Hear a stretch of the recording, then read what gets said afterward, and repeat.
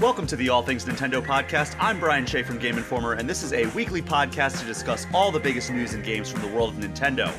Pokémon Day 2023 has come and gone, so we are going to chat all about what the show brought and a little bit about what it didn't bring. We also have a tiny bit of news to touch on, and to close out the loop on our Pokémon Day predictions from last week, we have Wesley LeBlanc returning. Wesley, how are you doing today? I'm doing great. I wish I was doing better based on our predictions for last week's Pokemon Direct, but you know, we're trucking through. We are. We had some predictions that we are actually going to go over beat by beat in the main segment. We're going to save our Pokemon news for that segment. So we're going to kick things off with just a few small pieces of news to get to here. First up, the first part of Splatoon 3's expansion pass is quietly available now. Did you even notice this happened? No, I saw a tweet. It was like somebody was in Inkopolis. Like they posted a picture of it, and I was like, "Wait, what? Is this live?" Yeah, like they announced the expansion pass during the Direct last month, and then like they're like, it'll be available. I don't even know if they gave us a date back then, but like I saw people posting videos, and I was like, oh, this thing must be out now. Yeah, and this is first part of 2. And this one gives you Inkopolis from the first Splatoon as a hub that you can use, and this is the only premium release for this wave of the expansion pass. But the second wave actually sounds much cooler. Like this actually looks pretty underwhelming. I was watching a video, I think it was NintendoLife.com. They had a video where they were kind of walking around Inkopolis, and it looks like they faithfully recreated it. But like it seems like it's just like completely superfluous. It doesn't seem like there's any kind of like special stuff that happens there. Like it looks like all the stuff that you can get in the normal hub of Splatoon 3 is just transposed to this. So it's like, oh, it's like an aesthetic thing more than anything else, or a nostalgic thing. Yeah, I guess if you just want the nostalgia, which I mean that would be cool. I remember Splatoon 1 fondly, but yeah, it's a weird. Yeah, like they didn't bring back any of the maps associated with it or anything like that. Super strange. Not for the premium stuff, but they are bringing back maps. I don't know if they brought them back specific to this wave, but they have been steadily introducing returning maps as part of the free content updates. But as far as like the premium stuff goes for the expansion pass, the second wave sounds so much cooler, and that's the side order DLC that adds Inkopolis Square from Splatoon 2, and then new single player content, which I am so stoked for. Me too. But this release actually coincides with the Season 3 free content update, which adds new weapons, returning stages, plus a Salmon Run event with new bosses. Salmon Run is also, it got a mode called Extra Work. Very good pun there. Which it's a limited time competitive friends only event where you can battle to see who gets the highest score across 5 waves of Salmon Run.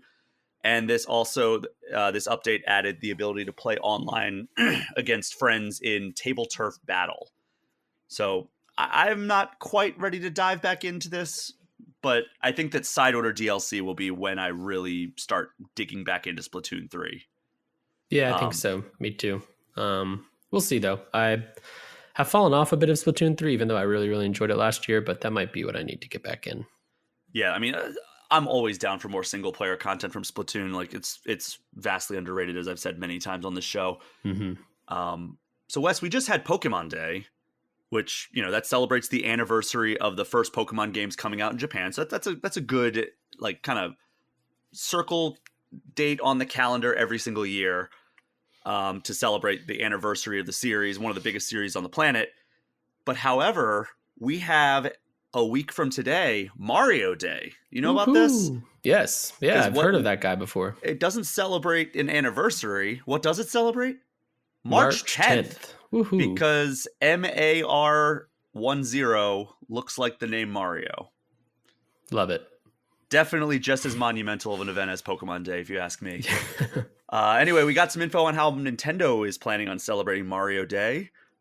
First up, there is a Nintendo Switch Mario Choose One bundle that comes with red Joy-Cons and then gives you the option to choose one Mario game between Odyssey, Mario Kart 8 Deluxe, and New Super Mario Bros. U Deluxe. And then it also comes with stickers from the upcoming Super Mario Bros. Movie. and that's that bundle. And then there's also, we're getting the fourth wave of DLC for Mario Kart 8 Deluxe.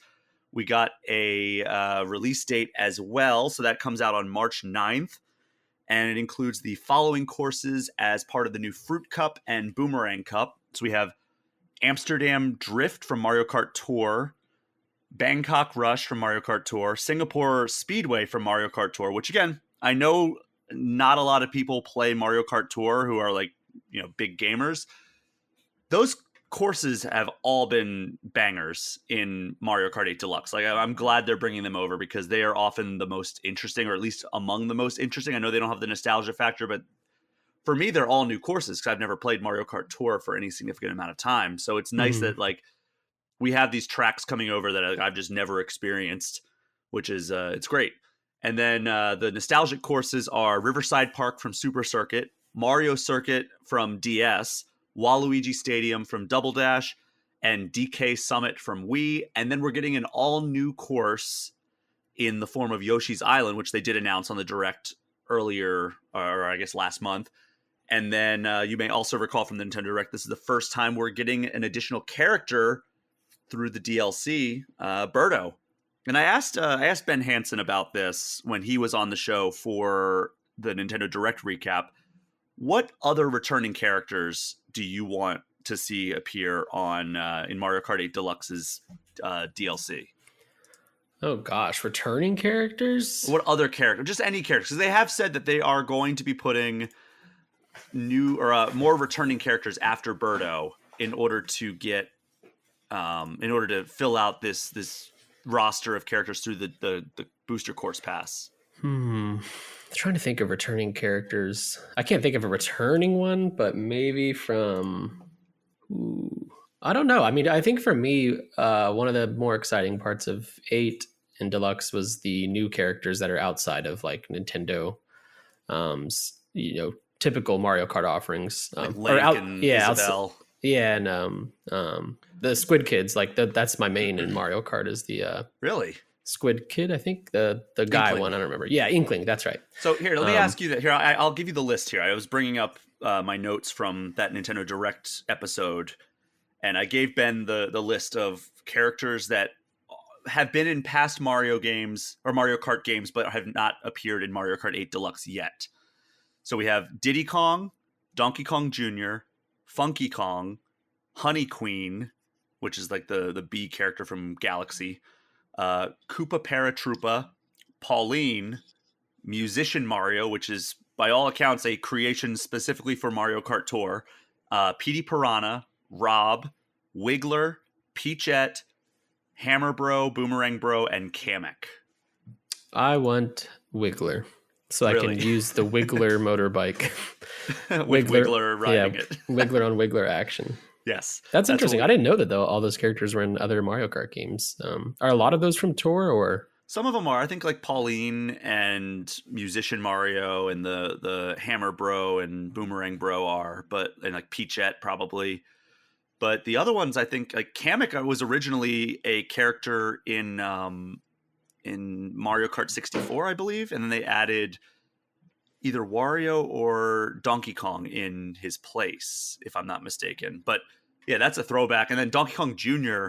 was in Super Mario Kart on SNES, but then, I mean, he was just called Donkey Kong in that, but like they replaced him with the Donkey Kong Country model of Donkey Kong in Mario Kart 64, and they just kind of retroactively named Donkey Kong Jr., that character, Donkey Kong Jr., in subsequent appearances. So in Mario Kart Tour, they added Donkey Kong Jr. with like his SNES sprite from Mario Kart. And that's cool.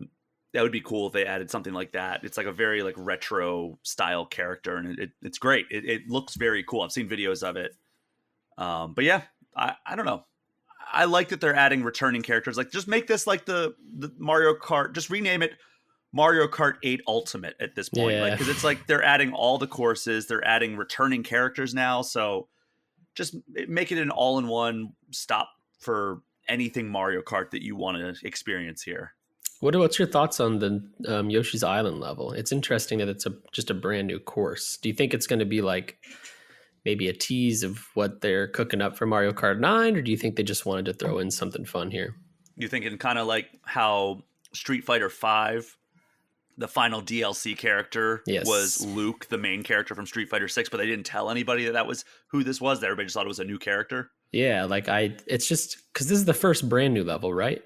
Yeah, in the because I mean they put a lot of tour levels, which again for a lot of people are brand new levels, but yeah, this is the first original creation for this booster course pass.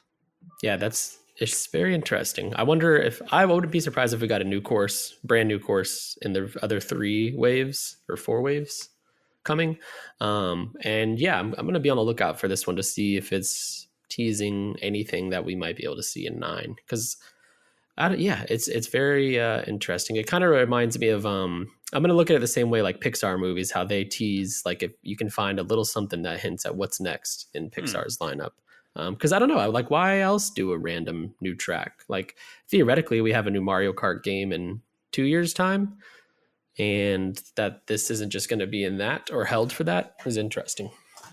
I mean, at this point, do they just bring forward Mario Kart 8 to whatever new console they put out, and then just like I said, rebrand it like Mario Kart Ultimate, and just make it a platform? Like I really think that would be a more well-liked thing. Maybe add like double dash mode. Like that's the only thing I can think of that would be fun, like as a new addition for gameplay to the Mario Kart franchise, is just bring forward Mario Kart 8 to whatever, like Switch 2 or whatever it's called. Just rebrand it Mario Kart Ultimate, have all the same stuff, all the courses and everything, but add like double dash mode where there's like the 2 characters on the cart, like in Double Dash. Or maybe we can fly like Diddy Kong Racing. Add some biplane action there. Yeah.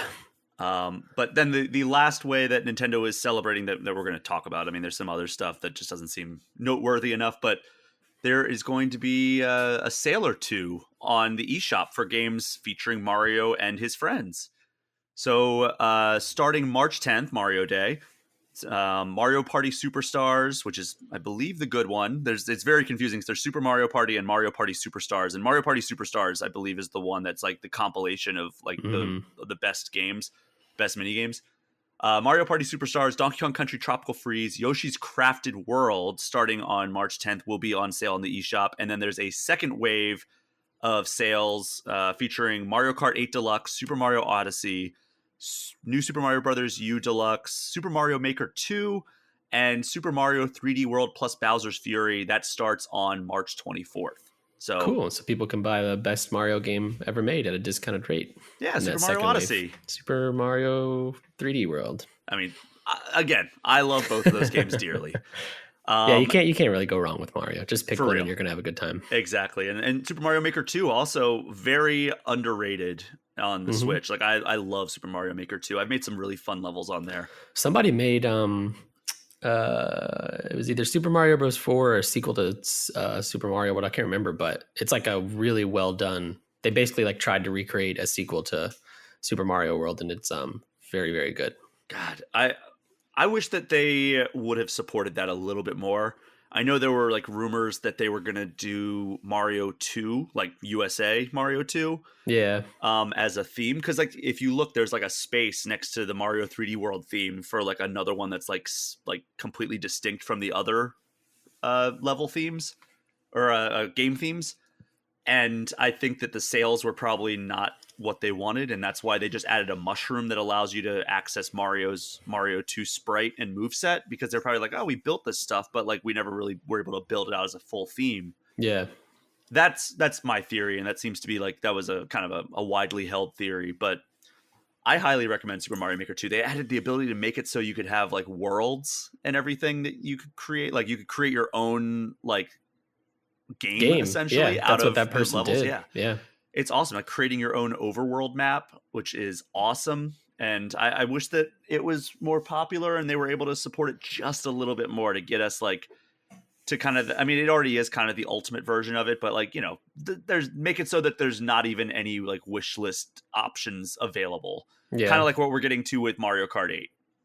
I think that the problem is they marketed so much of the building aspect when like, if you aren't interested in that, there's still like a very solid like Mario campaign to go through. Like And there's also unlimited levels from yeah. people around the world, which is like the stuff they should really market it. Because it's like I've told people like, oh, Mario Maker, you can just make your own levels. And they're like, I don't know if I'm like creative enough for that. And I'm like, well, it's fun to mess around in regardless. But also there's 100 levels from Nintendo and then just infinite levels from across the world. Yeah, and they range from fun and quirky to just standard good levels, and then there's like the masochist ones where, yeah, you just like I love watching videos of people trying to beat those like insanely hard Mario levels. Oh, it's so much fun. I love like some of them have even become memes, right? Where it's like Yeah, trying to get through Monday without coffee, and it's like that Mario level of he's jumping with all the spinning fire bars and everything. yeah, and it's fascinating because you have to beat your level in order to upload it. So Oh, that's as that's a impossible as it seems, like somebody beat it. yeah. There are like ways that you can get around that where it's like you just put like a hidden block that nobody would ever find that gives you the item that you need. Oh, I never even thought about And you that. just know how like there's like a gap that you can't get across unless you find like the feather or whatever so you can get the cape and fly across, but like it's hidden somewhere in like a hidden block somewhere that only you know where it is. So it's like trial and error until you find it, which is a pain. I've seen levels like that and I'm like, okay, this is like abusing it a little bit. Yeah, But yeah, that is a good policy to have in there. But yeah, so that's Mario Day festivities, and then wrapping up this pretty short news section here, we have a new release date for the Super Mario Brothers movie, which yay! kind of caught us off guard. But unlike how we're conditioned in the games industry, this movie actually got moved up closer to now. It's not a substantial bump up, but New Super Mario Brothers movie now arrives 2 days earlier. Instead of Friday, April 7th, it now comes out Wednesday, April 5th. Wes, does this change your plans in how you're seeing this in any way whatsoever? Like, do you think you're going to be going out on Wednesday instead of like the original Thursday night or Friday evening showing you were probably going to hit up? Yeah, I'm there like whatever that if I can get tickets to opening night, I'm there opening night for sure, which is going to be so it comes out on Wednesday now, so I guess Tuesday Yeah, like that's the evening weird is thing, right? when Because like release dates for movies are so strange because it's like it comes out Friday, April 7th, and it's like, all right, cool. I'll get see my it Thursday Thursday, April tickets. 6th. Yeah. It's so weird. But like, so I guess maybe like Tuesday night is when the first showings will be. I It's kind of it's I kind of confusing. want those cuz I feel like I mean no disrespect to people with kids and stuff, but like I feel like watching this movie with kids will be a different experience than watching this movie without kids because they're going to be shouting and hooting and hollering and stuff. It's a kids movie. That's what So it's will about. I. Yeah, same. But yeah, like if I go Tuesday evening at like 10 or midnight or whatever, that might be like the perfect showing for me. Yeah, that's actually a good point. Like going a little bit later, like I don't know. I've also had my fair share of adult jackasses in movies, like Yeah. Star Wars Episode 3, Thor Ragnarok, The Batman. All of those movies have been ruined by idiots in my theaters, and none of those idiots were below the age of 18. Yeah, that's typically how it goes. You can, like, yeah, if a kid's getting excited at a movie, I'll be excited for them. It's just when I'm watching a movie for the first time, I like to, focus on the movie. But like when I go see it a second or third time, because I'm sure I will, I like hope it's packed with kids because it'd be so fun to just see their excitement at Mario. Oh my god, yeah, I'm right there with you. Especially like I mean, I'm probably going to be as excited as any of those kids, but I'll Hmm. do my best to keep it together. Yeah, we But have yeah, to. We don't have excuses. They are kids. They can freak out. yeah, exactly. Yeah, I'm probably still planning on going to the earliest showing imaginable, but we'll Hmm. see. I don't know. Like, it makes it a little bit dicier when it's like a Tuesday night instead of a Thursday night because I kind of, I don't know. It's interesting because sometimes I'll have more plans on a Thursday night, but other times it's like I'm kind of conditioned that if there's a movie coming out, I'll just keep my Thursdays clear. Yeah, Though I still haven't seen Ant-Man and the Wasp: Quantumania yet because I guess mostly because of the reactions out of it, and I'm like kind of yeah. I like, haven't seen it yet either. but So it I might be want the to see first it. Marvel movie I don't see in theaters. I'm planning to go see it in theaters, but I just haven't. I'm not super motivated to go see it. So Yeah, I mostly want to, at risk of turning this into a Marvel podcast, I mostly just want to go to see Jonathan Majors because yeah. I think he's an incredible actor and I want to Hmm. see Kang kind of in full force. Same. But yeah, Mario coming out April 5th now instead of April 7th. So I guess we have a shorter time to wait to kind of break down. That's actually probably a good thing because we'll be able to do a full review and I'll have enough time to digest it on this Yeah. episode because, I record these on Thursdays, so it would have been challenging to record on a Friday morning, I guess, after seeing the movie on Thursday night. So yeah, that's actually good. It gives me more of a chance to like gather my thoughts before getting in front of the mic to record my review here. It's still so funny that this is like getting pushed up for everyone else, but in Japan, the home of Mario, you have to wait till April 28th. It is very strange. I'm wondering if that's like just the availability of voice actors or what. Like what is the purpose for that? Is it just like maybe there's... Imagine maybe because Illumination is, I don't think they're a Japanese based animation studio. No. Like I don't want to say they're a company based in America, but like I know they're not based in Japan. So maybe it's just, they're not working on Japan time. That's the news, Wes. There's not a whole lot of news from this week, but I mean, aside from the obvious Pokemon Day news, which we are going to talk about right when we get back from this quick break. We will be right back.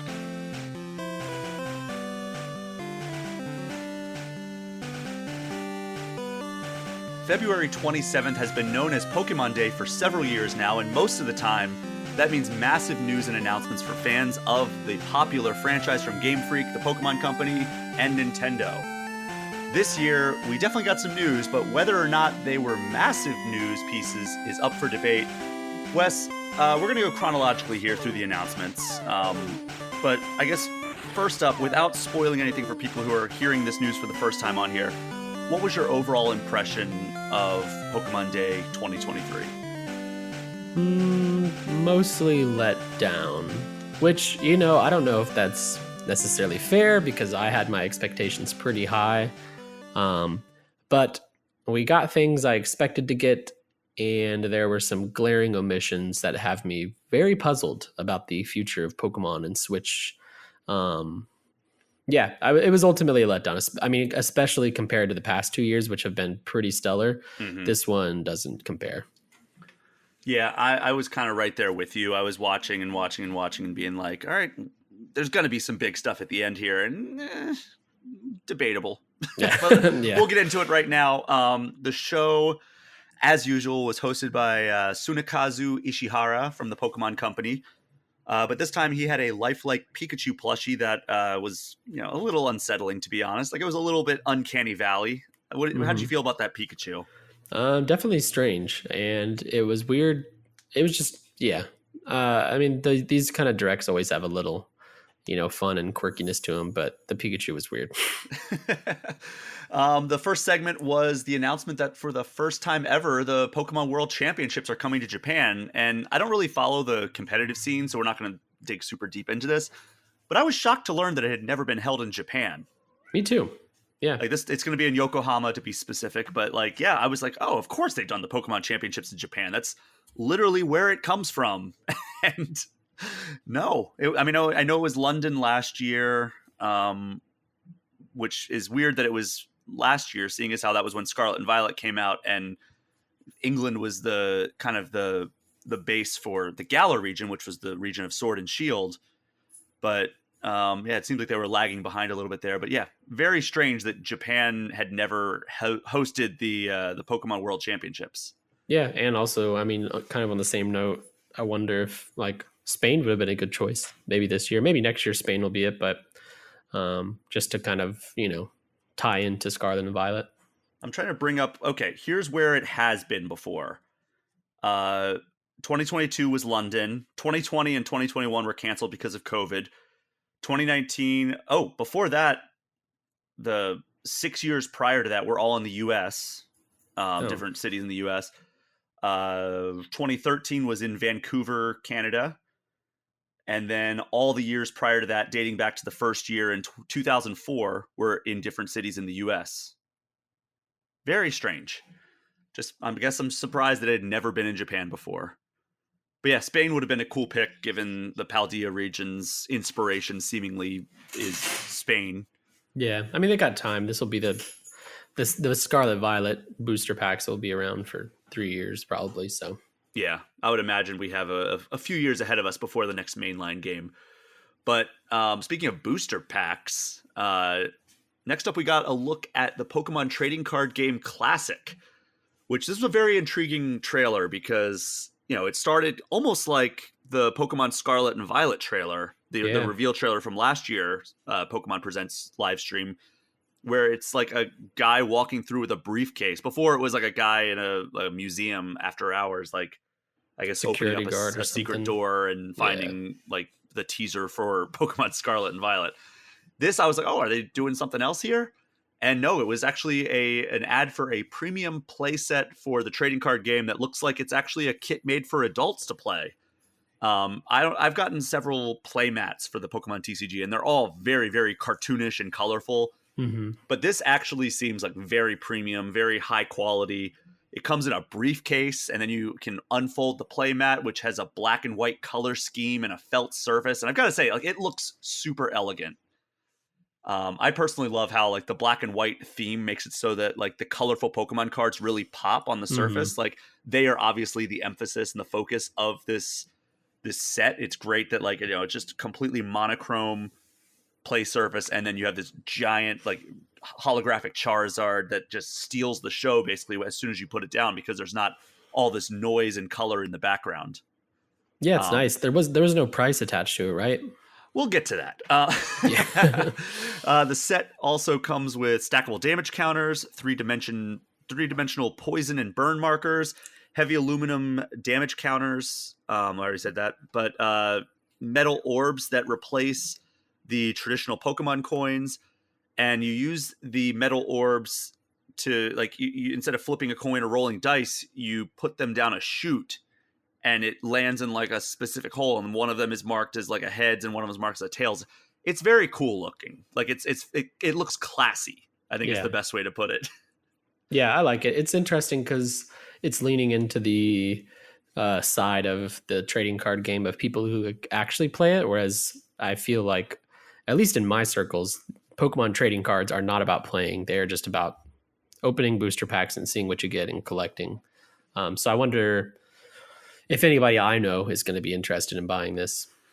Well, this is the reason that I think a lot of people will be buying this set is the 3 decks that come with it. Yeah. So each one is themed after fire, grass, or water. And with a name like Pokemon Trading Card Game Classic, you can probably guess the Pokemon who head those up, because they are headlined by reprints of base set Charizard, Venusaur, and Blastoise. And then the rest of the 60 card decks feature cards from the TCG's history. And then there will also be new cards featuring Ho-Oh, Lugia, and Suicune. So those are all new cards that are also. Oh, I missed that part. I didn't know. And then they actually mentioned that these decks will not be eligible for tournament play because they were designed and balanced to play against each other within this set. I mean, you can probably play with your friends with these if you want, but I think that because they're modeled after the base set and like classic game or classic cards, that they probably are just a little bit OP or maybe underpowered. Who knows? But they're not eligible for tournament play. And we don't know a price or release date outside of late 2023.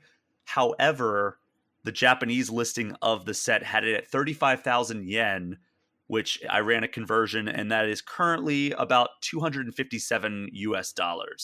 Ooh. So it's probably gonna be pricey if that Japanese listing was accurate. But how are you feeling overall about this set?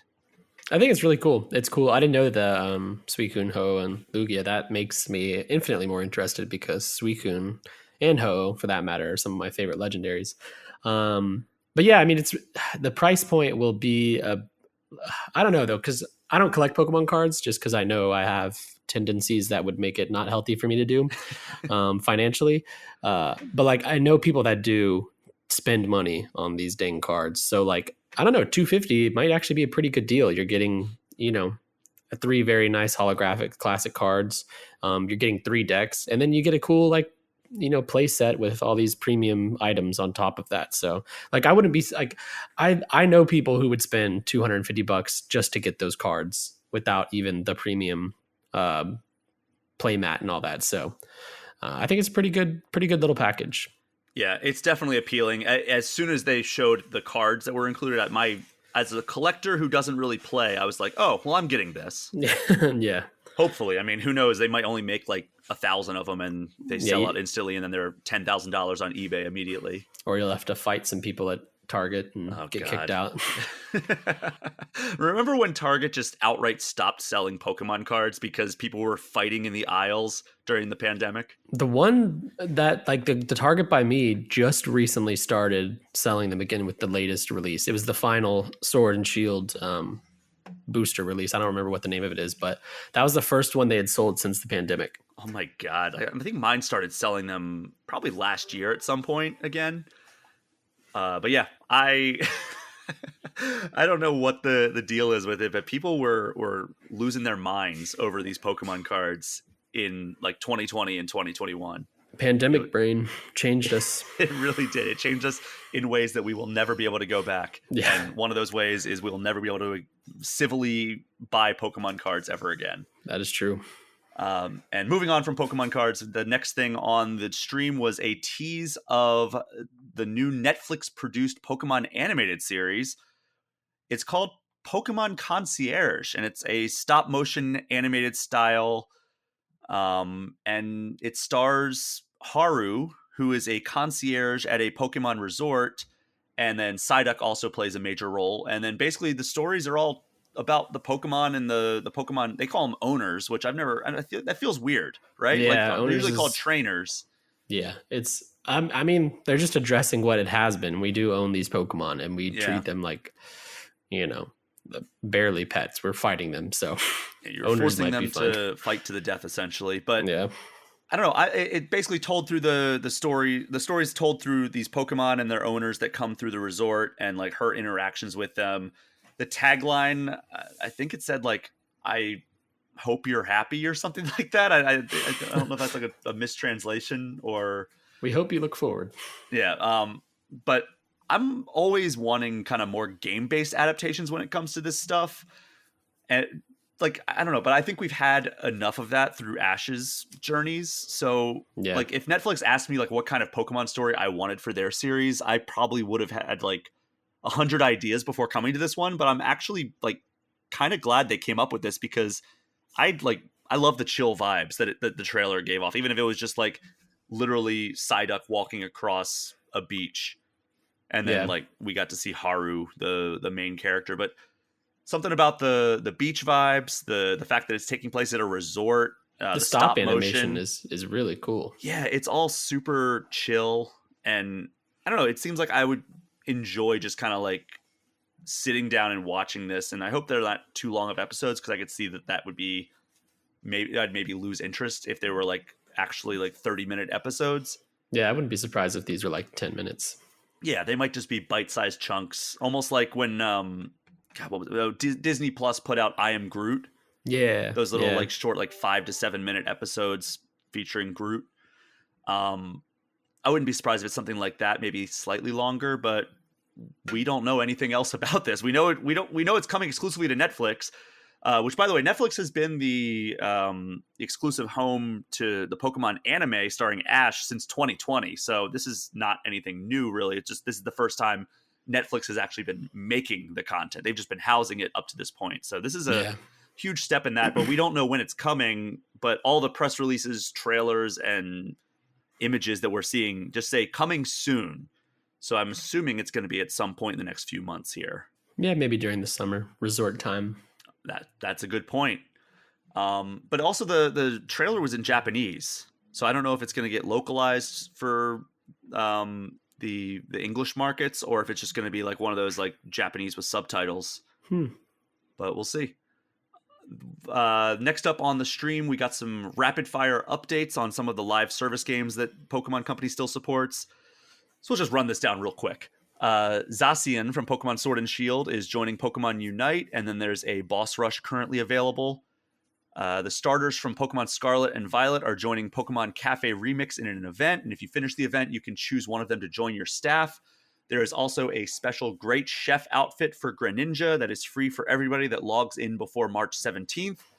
And then Pokemon Masters EX, which again is the game that I should love. Like I think it's all about like battling Pokemon. Like this is the exact Pokemon mobile game that I should be all about, but I just have never devoted the time to really get into it. But Lance, Alder, Iris, Diantha, and Steven are available to team up with a special rally.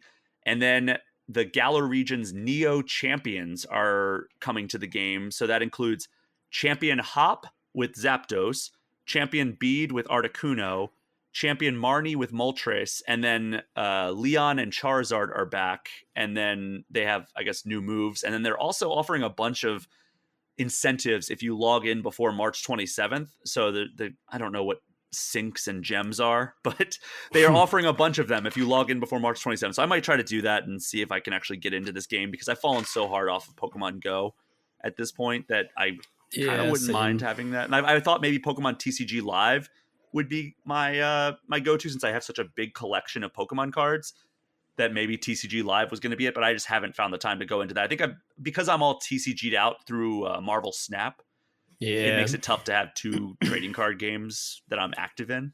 Agreed. Yeah, and I've had trouble keeping up with Marvel Snap already, so. I'm still playing it almost every day. It's a really fun mobile game. I would not mind that coming to Switch either. I still check in and get my free credits, but I did not play much of the Savage Land season, and I haven't really dived into the Quantumania one yet. The Quantumania one's almost done now. I know. Yeah, I'm not a fan of the monthly season passes, I think is what it is. I could, like, if it was 2 months of season, I'd be okay, but monthly's tough. Yeah, it is tough if you're not like playing it every single day. That's been my problem with Overwatch, which I've gone on a rant about that on this show before. But like, I just can't keep up with all these games that want me to log in every day and play their game. Mobile games are easier because like it's usually just kind of like, all right, I got to devote like 20 to 30 minutes a day to this. Whereas Overwatch wants you to play like 10 hours matches a day, which just is not feasible anymore for me. It was for several years, but now it's just I have other stuff that demands my attention. Next up is probably the the biggest portion of the stream, which was Pokemon Sleep. And here's a quote that I get what they're saying, but it was a very funny phrase when you combine it with the dark humor that the internet has bestowed upon me over the last decade. And it says, "The idea behind Pokemon Sleep is to be a game that makes you look forward to waking up in the morning." Yeah, finally, someone did it. Finally, there's a reason to wake up in the morning. Yeah. But yeah, basically the game, you join Pokemon Sleep researcher Professor Neroli and his Snorlax, and you put your phone next to you when you sleep, and it tracks your sleep patterns, and then it measures and analyzes your sleep and categorizes it as dozing, snoozing, or slumbering. And then based on the type of sleep that you attain, different Pokemon will sleep around Snorlax in the app, and some Pokemon have their own special kind of sleep, which, by the way, just what I needed. More anxiety as I try to go to sleep. Like, oh God, I hope I get dozing tonight. Yeah. I don't know. Like this, it doesn't really, it doesn't do much for me. But I have no doubt that people will download and use Pokemon Sleep because, you know, it has the Pokemon name on it. But the way it was positioned in this direct or this live stream makes me think that the Pokemon Company believes this is a much bigger deal than everybody else thinks it is. Yeah, this is weird. Like, this is I don't know.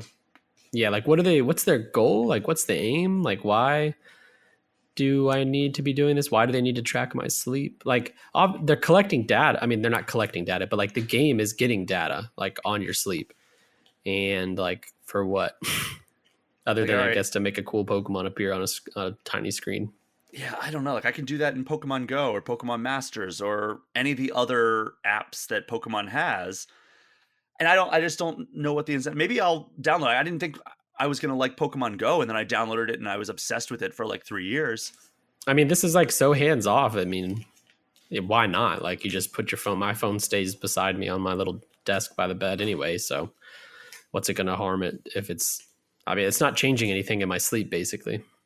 Yeah, except I'm now super aware of it. If you've ever had a problem going to sleep, if you are super aware of trying to go to sleep, that does the exact opposite. Yeah. Have you seen the I love the memes of like Pikachu sleeping beside you, very cute. Eevee's very cute, but then it's like people have drawn up Machamp in bed with you, and he's just holding you, and it's like it starts to get a little weird whenever you have the humanoid Pokemon. Yeah, it's very strange that there are humanoid Pokemon. It's just like, man, I don't want to hang out with Machamp. Yeah, like, especially in my bed. Yeah, exactly. But yeah, like it comes out this summer. It's on iOS and Android, and I guess it could be cool. I'll wait to reserve judgment, but I just don't see like why this was the thing that like they're like, hey, we kept you waiting and we're so sorry, but it's finally time. Yeah. It's like, oh, this should have been like the 2 or 3 minutes at the start of the stream, and then we move on to the stuff that people actually care about. But then to coincide with that, there's a new Pokemon Go Plus Plus. Yes, 2 Yay. pluses. I already had the Pokemon Go Plus, which was the little like clicky thing that it's actually somewhere in. I mean, the Game Informer, the previous Game Informer offices are now luxury condos. We were kicked out of there by the management company that owned the property because they wanted to convert it to luxury condos. But I would imagine my Pokemon Go Plus is somewhere in the rafters there. Like it wasn't working properly, and I punted it, and it, instead of coming back down, I thought it was just going to bounce off the ceiling, but no, it went like in the exact place, and then it landed on top of one of the support beams. And I was like, all right, well, I guess I'm never seeing that thing again. So I'd imagine that it is still up there unless they really like scoured that before. So whoever is renting or bought the condos that previously were Game Informer's offices, look on your wooden beams because there might be a Pokemon Go Plus with your name on it. That would be amazing. This is the Pokemon Go Plus Plus, and it works with both Pokemon Sleep and Pokemon Go. And on Pokemon Sleep, you can press the button when you go to bed and then again when you wake up. And that'll track your sleep there, I guess. And then there's a Pikachu who sings lullabies to you if you want. Yay. That's what I've always needed in my life. And then with Pokemon Go, it also works. It automatically spins Pokestops. And then you can throw Pokemon or Pokeballs, Great Balls, and Ultra Balls at wild Pokemon. And then eventually will allow you to connect Pokemon Sleep and Pokemon Go, and then I guess you get a special Snorlax in Pokemon Go with like a night, like a sleep cap on if you want to buy this. I don't know. And then it is available to purchase in July. And then Wes, finally, the thing we were all waiting for and the thing we all predicted, the first expansions of Pokemon Scarlet and Violet were announced. And just like the Sword and Shield expansions, the Scarlet and Violet expansions unfold over 2 parts. The overall expansion is called The Hidden Treasure of Area Zero. And in this, your school goes on a trip to Kitakame, which is a new area that is holding a festival. And the Pokemon Company describes it as, quote, a place of tranquil expanses featuring rice paddles and apple orchards. So part 1 is called The Teal Mask, and part 2 is called The Indigo Disc. The story revolves around unraveling the mysteries behind the area's folklore. And then here's the part that like is like because all that is just, background. You encounter more than 230 returning Pokemon that weren't in Scarlet and Violet, which is very good. So they showed off Ninetales, Yanma, Militant, Dugong, and several others. And then there's also some new Pokemon. So the Teal Mask, which is part 1, introduces Okidogi, Monkey Dory, which, by the way, 2 top-tier Pokemon names there. No. You're not a fan of Okidogi? No, it's funny, but I like my Pokemon to be pocket monsters, not Okidogi and Monkey Dory. Monkey Dory is very good. They're good puns, but not what I want from Pokemon. I mean, it's no Squirtle. That's fair. And then there's I don't know how the hell you pronounce this. Pheasantipity. That works. Okay, but those are the 3 non-legendaries, and then there's a new legendary in each part. The Teal Mask gets Ogre Pond, and the Indigo Disc gets Terapagos, which is another kind of fun wordplay. Yeah. But that Terapagos, I like the design of this Pokemon. It's like a big, like, snapping turtle looking thing. I'm excited to see what its ability is or something, because it looks like all the different types on its back. Oh, interesting. I didn't even notice that. So like, I wonder if it has like an ability where it can like, I don't know, shift to be super effective against whatever it's up against. Or it has like Terra in the name, which, Terra type allows you to change the type of your Pokemon. Yeah. Ooh, I wonder if like, maybe its Terra changes based on the weather or something. Yeah, maybe you have the ability to change its Terra type from battle to battle. Who knows? That'd be pretty cool. That would be very helpful. I like it though. It's a cool. Yeah. I like that one more than the other one. But It's one of the better Pokemon designs we've gotten from like the recent generations, I would say. agreed. Yeah. So the Teal Mask comes out fall 2023, and then the Indigo Disc, which wraps up the story, comes out winter 2023. So you don't have a lot of time like between the two. Whereas like I think Sword and Shield's expansions, there was like several months between those coming out. And I remember I played the first one and then I kind of fell off and didn't spend a whole lot of time in the second one because I just moved on with my life by the time that rolled around. So I think that might be a smarter move. And it's $35 for the expansion pass. So that gives you both parts. And if you buy before October 31st, you get a Hisuian Zoroark with some special abilities.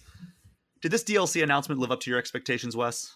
Yeah, it's basically met them. Exactly what I assumed we'd be getting with the DLC. It's very similar to Sword and Shields. Although I think I forget the name of the second one for Sword and Shield, but it had the legendary boss rush basically where you could just go catch a ton of legendaries. I think that's really cool, and I'm hoping there's something like that in here. Yeah, we didn't really get a whole lot of announcements on like what the cool gameplay mechanics are going to be. Like, there's really no information from this whatsoever. They shared screenshots, and the one screenshot that they shared was just the normal Scarlet and Violet like pause menu, but in the lower right corner there was a menu item to access it. And I was like, come on, that's the screenshot you guys are sharing. Yeah, it's wasn't super revealing, but I mean I think we both predicted that DLC would be there and that there would be a 2-part type thing. So I'm excited about the locale. Like, it sounds cool, the apple orchards and the rice pads and all that. It sounds cool. So we're actually going to run down our predictions here. Oh no. All right, so new Pokemon Scarlet and Violet expansion. Nailed it. Yes, we did it.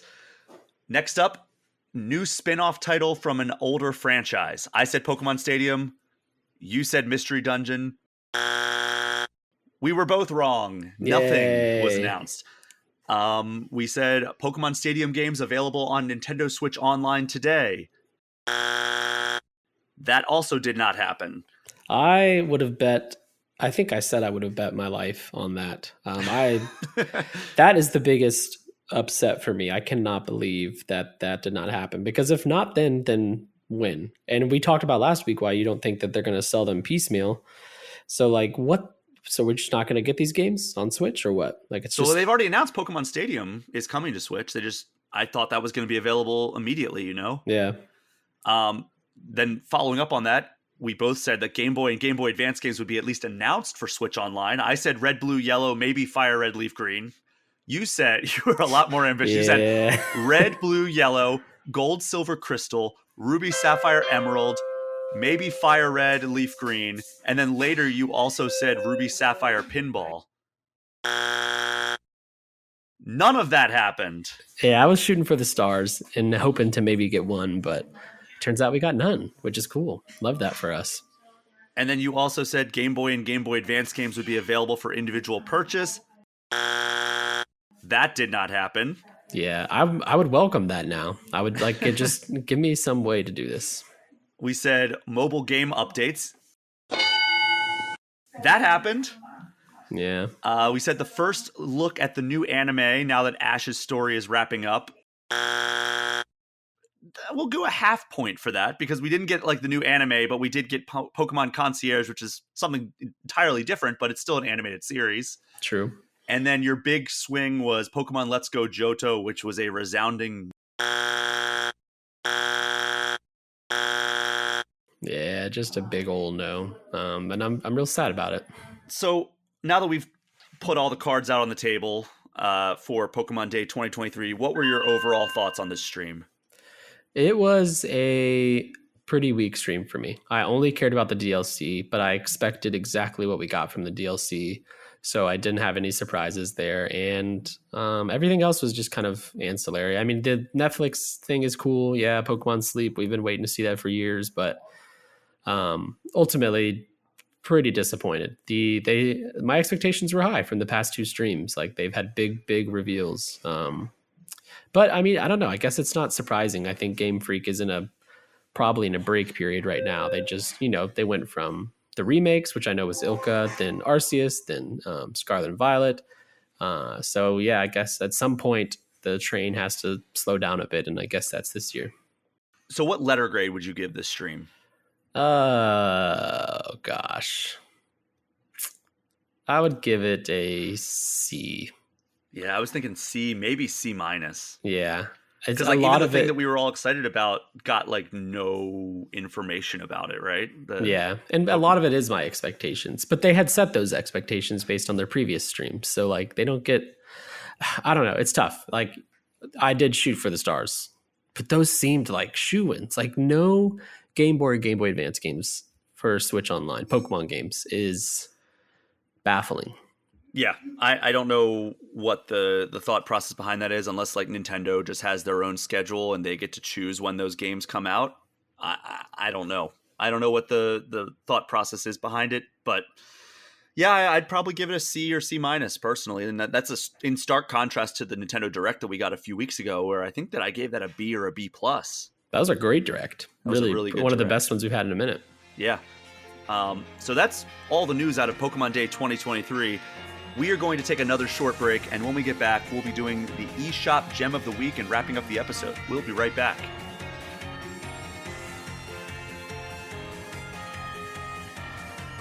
We are back, and we are actually going to skip definitive ranking this week, and we're going to jump right into the eShop Gem of the Week, which is always our chance to give some shine to a game that maybe otherwise wouldn't get it. So, Wes, what is your eShop Gem of the Week? My eShop Gem of the Week is a game called Rytmos. It's Rytmos. I was reading it as Rytmos. Yeah. It is a very relaxing music-based puzzle game. So kind of, and it has a lot of like lo-fi vibes. If you like lo-fi, I'm not speaking of music specifically, but like if you like the relaxation vibes of lo-fi and that kind of art aesthetic, that's kind of what Rytmos is going for. So basically the game starts and you see the sun and there's these like planets orbiting around it and they kind of explode. And the planets burst into like these puzzle cubes. And then you click on a cube and you have like each side of the cube basically is a different puzzle.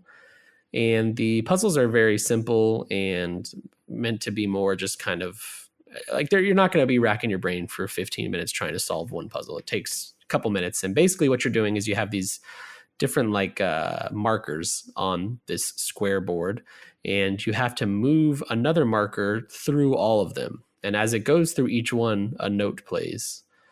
So if you have 3 markers on the square, you need to move the, oh, there's that noise again. You have to move the marker through each of the other markers to get a beat going.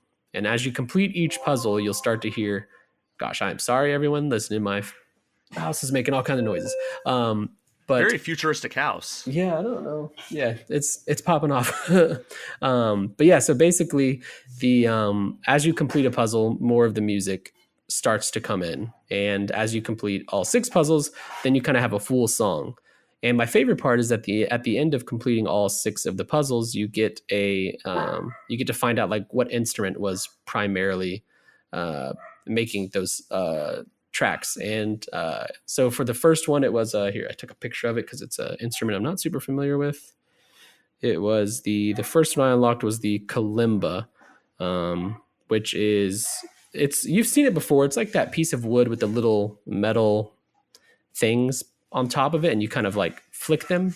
Okay. And they make like marimba sounds. But yeah, once you complete the song's playing, and then it puts that instrument on screen, and you can play it using your keyboard or your like face buttons and your analog sticks. And then you can kind of just record a song if you want, like using that instrument, you can kind of make a beat using the track you completed. Yeah, you can tell this game was definitely made by like musicians because like, it's definitely like musician forward. It has like the notes on screen and stuff. And you can record it and post it if you want. I haven't done any of that. And I'm still pretty early in the game, but yeah, you're just solving these like really relaxing puzzles in space. And then you're hearing some great music appear. And then you get to play around with the instrument that you just heard. My favorite part is that each planet represents a different type of music. So for example, I'm playing through one right now, which I don't know the name of the planet. It's just like a random made up name. But the tracks, it tells you when you click it, the tracks are based on 60s and 70s Ethiopian jazz, which is cool. There was another that's like 30s and 40s Hawaiian music. And wow. Yeah, it's interesting eras for different types of music that at least I'm not super familiar with. So it's nice. As someone who loves music and plays music, it's a really cool way to kind of dive through some genres I'm not super familiar with while playing a relaxing puzzle game. Like this would be perfect for like at night in bed or on an airplane. It's a really good time, and it's only like let me see.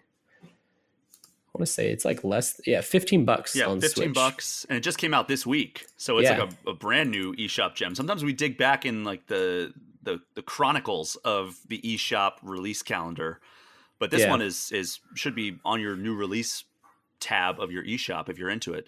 Yeah. So you're just solving puzzles, and then you get to make music, which is awesome. Yeah, I mean, this immediately caught my eye. I was trying to check it out for myself because I was like, oh, that seems like a cool thing to talk about. So I'm really glad that you had a chance to check this out and bring your experience to the show. But yeah, I'm going to check it out for myself for sure. And Wes, thank you for joining me for this episode. Yeah, for sure. Excited to be on. Hopefully, from your from the Smart House, from the Disney Channel original movie.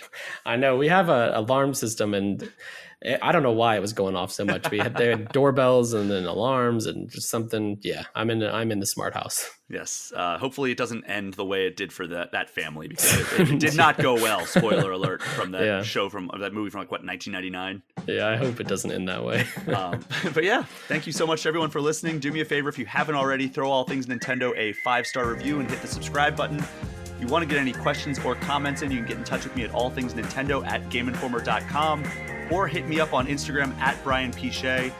And as always, you can join the Game Informer community Discord, which is a perk for subscribing to our Twitch channel, even just for 1 month. I'm in there interacting with our listeners all the time, and also across all the other channels. There's all kinds of places you can enjoy the lovely community that we have at Game Informer. Wes, where can people find you online? You can find me on Twitter at LeBlanc Wes. You can find or hear my voice on the Game Informer YouTube channel, where we post new gameplay todays. Just this week, we put 2 Final Fantasy 16 videos up, as well as some Bayonetta, I forget the name of that prequel title, but we have an NGT of that. Bayonetta Origins, Syriza and the Lost Demon. Yes, that one. So keep an eye on there for awesome gameplay previews, and then you can find my writing on GameInformer.com. All right, that is our show for this week. Thank you again for listening. Take care. We'll see you next time.